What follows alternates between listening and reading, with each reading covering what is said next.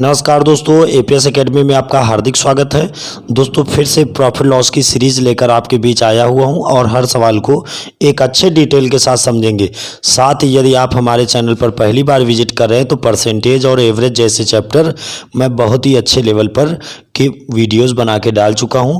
तो दोस्तों आप वो वीडियोस देख सकते हैं, बहुत अच्छे से क्वेश्चन कराए हैं। उसके बाद भी यदि कोई क्वेश्चन समझना है तो हमें कमेंट में बताएं, उसको हम तुरंत ही बहुत जल्दी से सोल्यूशन देंगे। चलिए दोस्तों आज का क्वेश्चन देखते हैं किस तरीके का है, बहुत ही अच्छे लेवल पर। दोस्तों अभी तक जितना पढ़ाया है उस सीरीज में आज 53 नंबर क्वेश्चन है।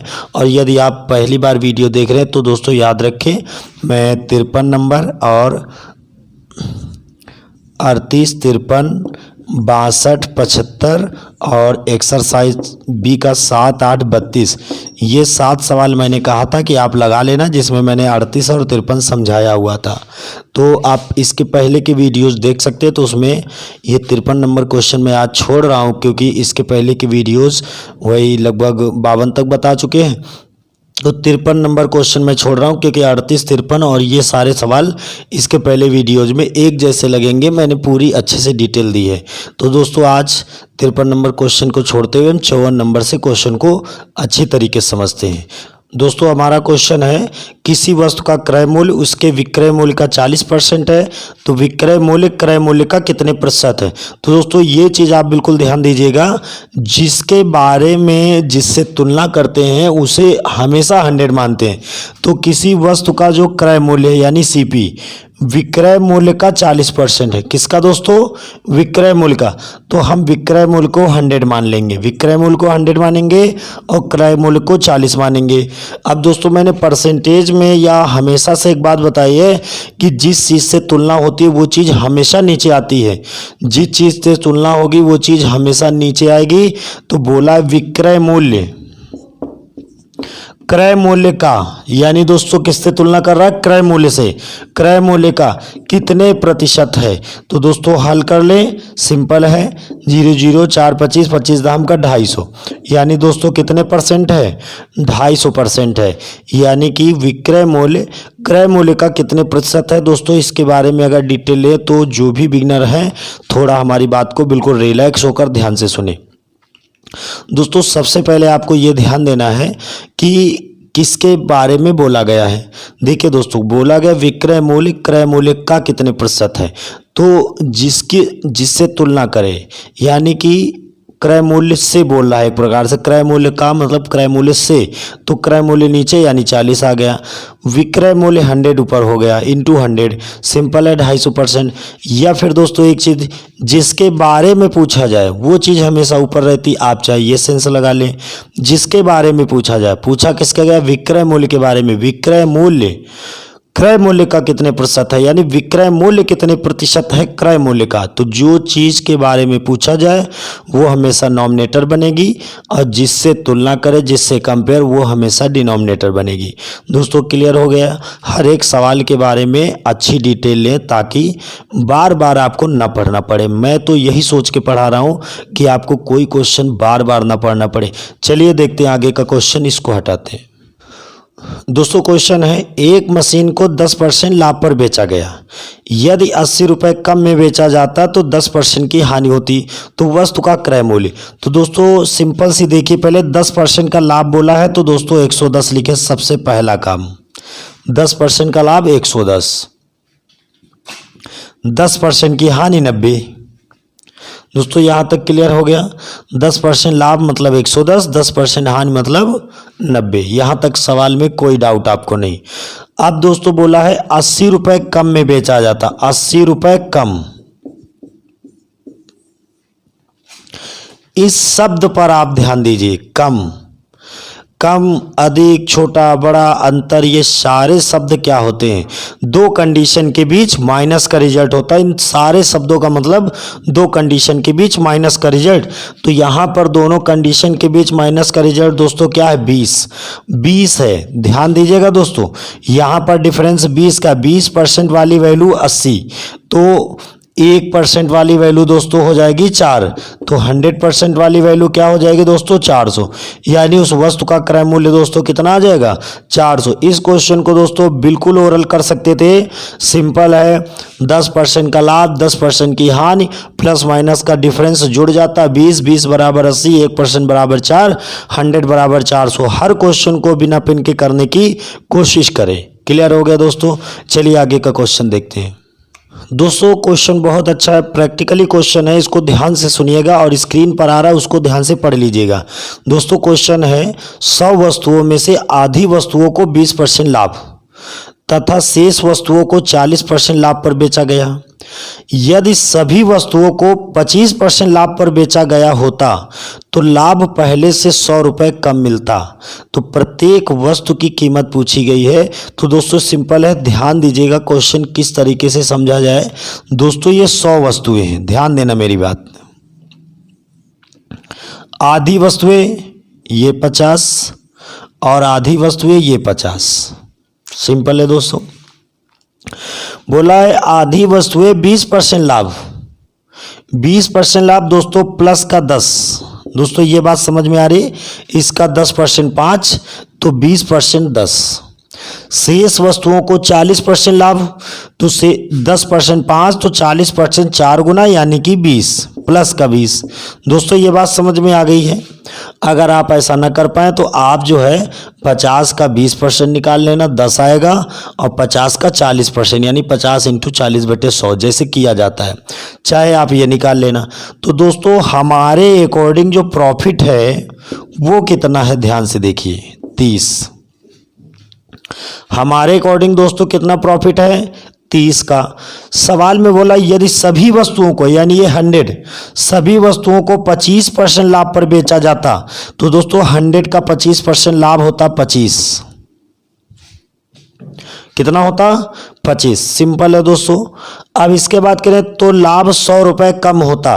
दोस्तों मुझे लाभ 30 का, यहाँ लाभ 25 का, मुझे लाभ कितना कम है, मुझे लाभ कितना कम है आप देखिए। हमें लाभ कम है दोस्तों 5, ये 25 ये 30 तो कितना लाभ कम हुआ 5। मुझे लाभ 5 कम है, सवाल में लाभ 100 कम है, तो एक वस्तु की कीमत कितनी आ गई दोस्तों 20 रुपये। सभी वस्तुओं की कीमत नहीं पूछा है, एक वस्तु की कीमत क्या है, तो आंसर क्या हो जाएगा दोस्तों 20 रुपये। अभी सभी कहता तो 100 बराबर 2000 हो जाता। सिंपल है, ओरल समझ लें दोस्तों। यहाँ पर 100 वस्तुएं थी, आधी वस्तुएं यानी 50-50, आधी वस्तुएं 20% लाभ, आधी वस्तुएं 40% लाभ, तो 50 का 20% 10 और 50 का 40% 20। 20 और 30 मेरा लाभ हो गया 30, 20 और 10 मेरा लाभ हो गया 30। 100 का अगर टोटल का सभी वस्तुओं को 25% लाभ पर तो 100 का 25% 25, तो मेरा लाभ ये 30 है और अब हुआ 25 है, तो कितना लाभ कम हुआ 5। सवाल में कितना कम 100, 5 बराबर 100, 1 बराबर 20, यानी एक वस्तु कितने की है 20 रुपए की। तो दोस्तों मैं हर सवाल को कोशिश करता हूं कि आपको ओरल जरूर बताऊं ताकि आपके अंदर ये चीज़ आ जाए कि सारे सवाल ओरल लगभग हो सकते हैं। चलिए देखते हैं नेक्स्ट क्वेश्चन, अच्छे समझते हैं। दोस्तों क्वेश्चन है 20 वस्तुओं का क्रय मूल्य 15 वस्तुओं के विक्रय मूल्य के बराबर है, तो लाभ प्रतिशत या हानि प्रतिशत जो भी पूछा है ध्यान दीजिए। 20 वस्तुओं का क्रय मूल्य, 20 वस्तुओं का क्रय मूल्य 15 वस्तुओं के विक्रय मूल्य के बराबर है। दोस्तों इसके लिए मैं आपको बता चुका हूं, जितनी वस्तुएं बेचकर पैसा निकला है उसे क्रय मूल्य की श्रेणी में मानते हैं।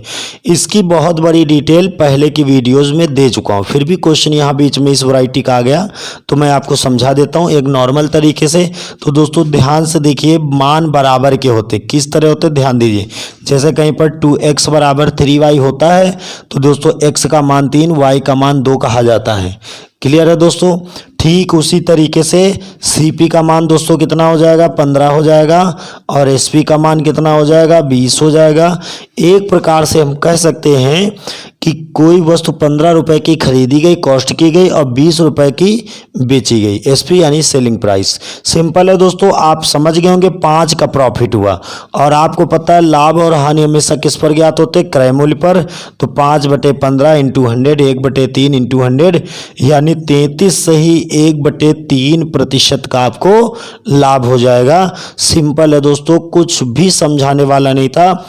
इसकी बहुत बड़ी डिटेल मैं आगे के वीडियोज में बता चुका हूं। जो इसके पहले वीडियोस दिए हैं मैंने, उसमें बहुत अच्छे लेवल से कवर किया कि ये सवाल आखिर बनता कैसे है, इस सवाल का क्या क्रिएशन है, कैसे बनता है, ये सारी बातों पे मैंने बहुत ही डीप डिटेल दी है।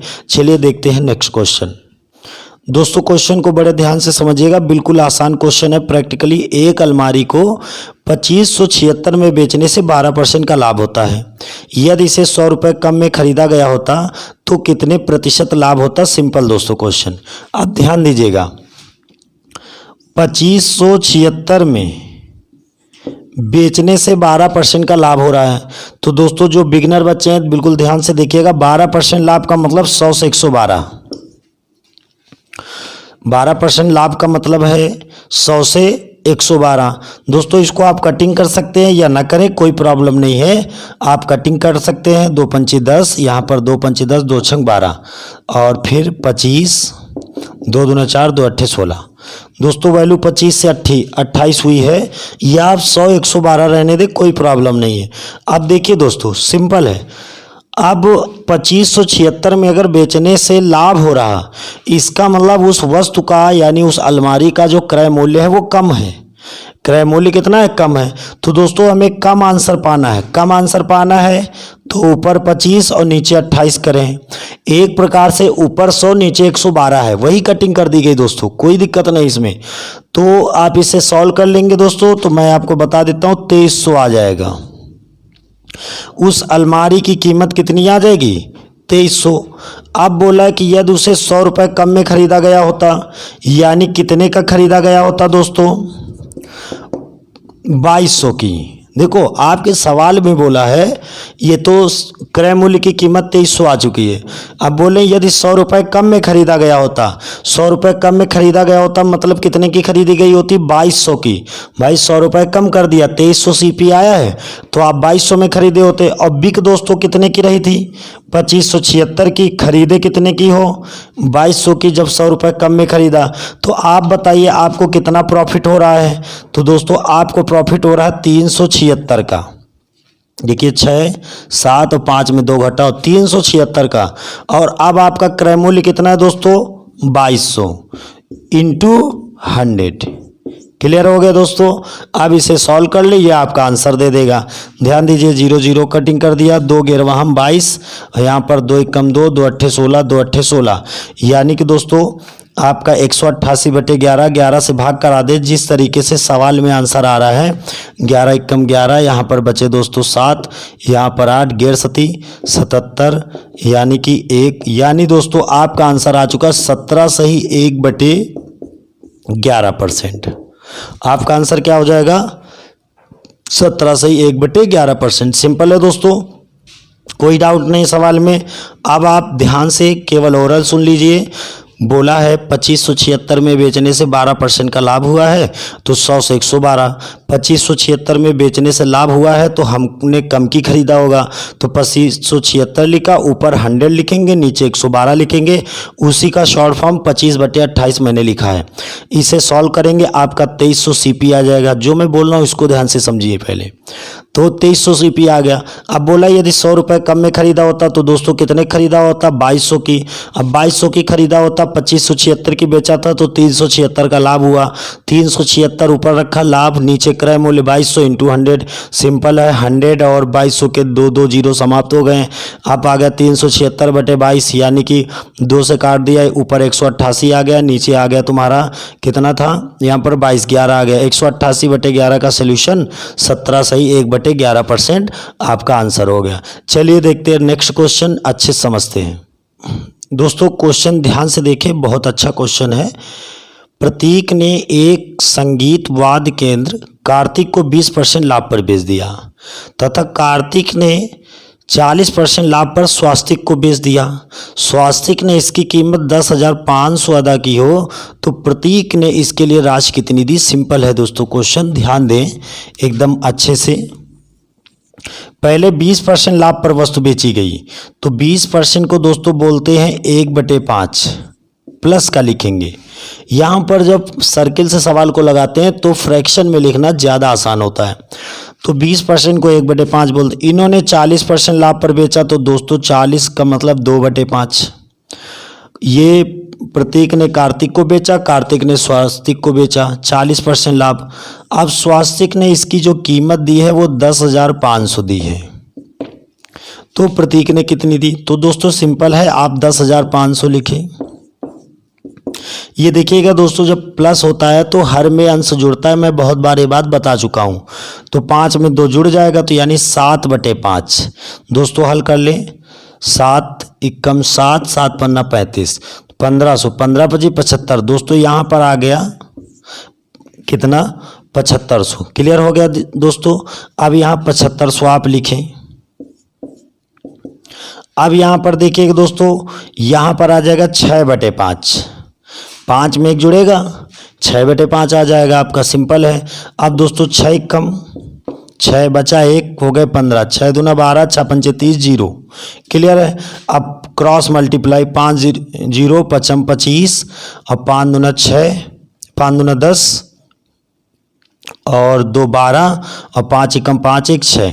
तो दोस्तों प्रतीक का आंसर आ गया 6250। इसकी राशि कितनी अदा की थी? 6250। यानी प्रतीक के पास ये वस्तु 6250 की थी। दोस्तों सिंपल क्वेश्चन, कुछ टफ नहीं था, बहुत आसानी से आपको समझ आ गया होगा। इसी तरीके से पढ़ते रहिए, और जो आगे के क्वेश्चंस हैं जितने भी हैं अभी, मैं हर एक क्वेश्चन के बारे में एक अच्छी डिटेल के साथ आपके सामने वीडियोस देता हूं। एक वीडियोस में मेरे 5-6 क्वेश्चंस रहते हैं, लेकिन उनको समझाने का जो ढंग है वो थोड़ा डीप रहता है। ज़रूरी नहीं कि हम 10-15 सवाल आपको बता दें और आप क्या फ़ायदा है वो चीज़ें भूल जाएं। आप मैथ पढ़िए।